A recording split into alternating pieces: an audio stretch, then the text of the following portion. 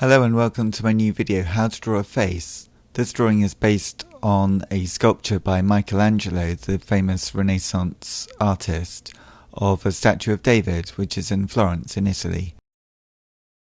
For this drawing, the art materials I use are just a 4B and a 6B pencil. They're just a soft type of pencil, and various erasers.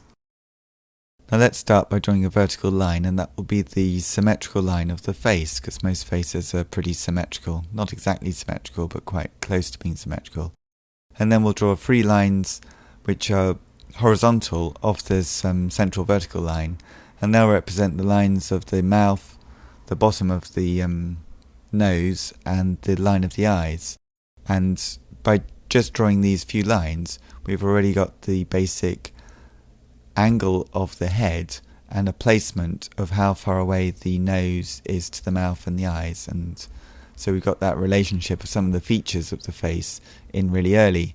And you can do various measuring of what it looks like, but I think the best way to do it is just to look at it and think, if the longer line was actually lined with eyes on it, would the nose be in the right place and would the mouth be in the right place? And if they're not, with this sort of skeletal system, it's very easy just to change one of these lines if you think that it should be slightly different.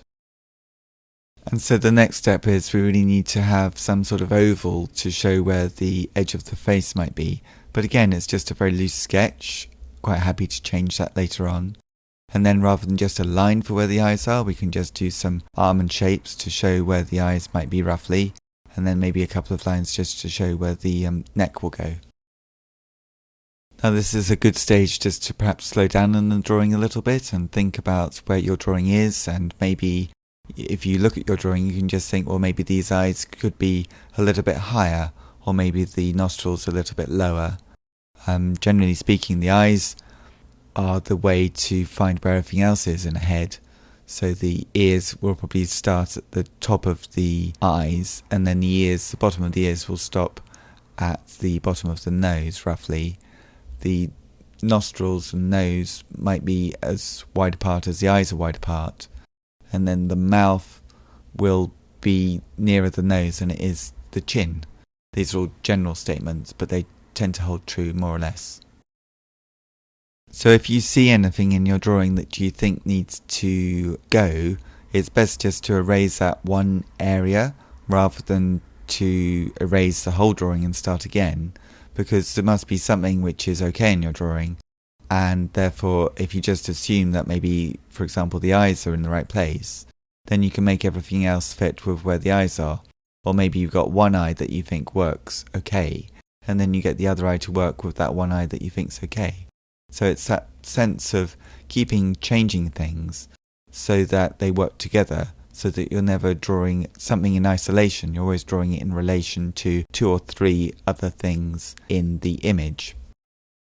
Now, one of the nice things about drawing from a sculpture by Michelangelo is that Michelangelo sorted out where everything should go, because he was such a genius at art that he made it not just so that it was a striking portrait of a face, but that the whole head and face, all the elements of it, are really interesting to look at, and they all sort of work really in a structured way. So he's done all the hard work for us, and so just by copying that image we can sort of get into the mind of how Michelangelo was thinking as he developed his own sculpture.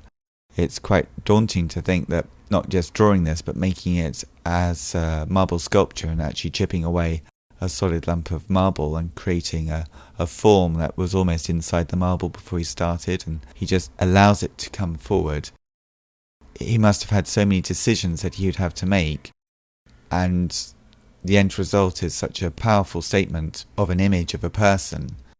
And so that really is, we can really build on that as people who are learning to draw. I find it incredibly helpful, and always have, to look at the old masters and to see and copy what they've done, because they've really worked out visually how shapes can be put together and how you can create a striking image, so that when we come to putting in the shades and tones in this drawing, we find that it goes from light to dark, and then light to dark, and then light to dark. So everywhere where there's some light area, there's a dark area next to it. It's just the way that the face of the sculpture captures the light, which makes it a dynamic form. And that's all the sort of thing that Michelangelo figured out for us. And so when you come to draw it, it's almost like doing a jigsaw puzzle, which has really been worked out beforehand for us, and we're just discovering how it all fits together. And when you fit it together, not that we are going to be able to achieve anything like Michelangelo, but we can learn an awful lot from studying how he thought as an artist, just by looking at what he did and trying to replicate it in our own way. So in this drawing, I'm trying to use some simple tones just with pencil, some soft pencils, so that we can really try to analyze the shapes. And sometimes with a drawing like this, it's probably best not to think about them as eyes and nose and mouth, but just see them as light and dark areas. So there's a whole variety of different light and dark areas in your image, and you just need to represent those light and dark areas rather than worrying about, does it look like a face, does it look realistic or not. If you just try and make it look, is this a dark area or is this a light area, is this bit bigger or smaller than the bit next to it. If you think in that way for this style of drawing, then you can actually get quite a realistic end result. Although you weren't really looking for realism, you were just looking for honesty and representing the lights and darks, the tones that you can see. So that's really been the driving force for me in this drawing.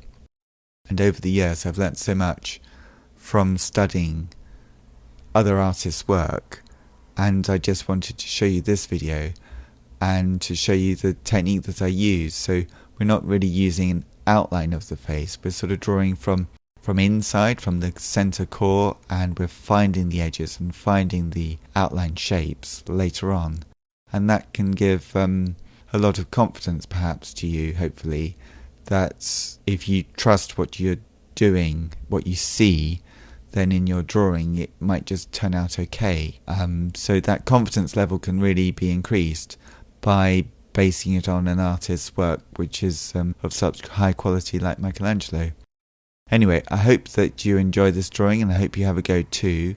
Please subscribe to my YouTube channel, Circle Line Art School, for many more art videos about how to draw faces, how to draw things in perspective, how to draw objects.